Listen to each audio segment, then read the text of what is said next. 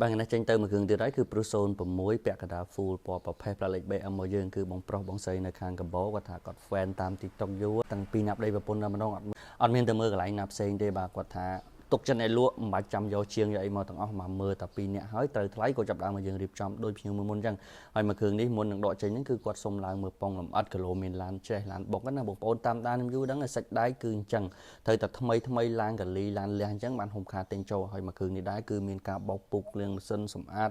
តម្រាំមកដល់ដៃបងប្អូនឃើញឡានខ្ញុំភ្លឹងហ្នឹងគឺឆ្លងកាត់ការបោកពុកលាងម៉ាស៊ីនសម្អាតគ្រឿងក្នុងក្រៅមកថ្មីហើយទើបចាប់ដើមបកគលជូនភ្ញៀវដូចមកគ្រឿងនេះអញ្ចឹងបាទខ្ញុំរៀបចំជូនគាត់ជាពិសេសតែម្ដងដោយសារគាត់កក់តាមអនឡាញមានមកមើលឡាននៅសារគាត់ទុកចិត្តឲ្យលក់អញ្ចឹងឲ្យបងកក់ចិត្តទេមកគ្រឿងនេះរៀបចំ VIP ជូនធ្វើមកស្អាតជូនទើបចាប់ដើមបកគលជូនគាត់យកទៅខាងកបោលវិញអញ្ចឹងអរគុណមែនទែនបងប្រុសបងស្រីនៅខាងកបោលចំពោះការគ្រប់គ្រងហុំខាបងប្អូននៅចង់បានឡានស្អាតអ្នករស់ស៊ីស្មោះត្រង់និងមានទំនួលខុសត្រូវអាចតាក់ទងបានអរគុណ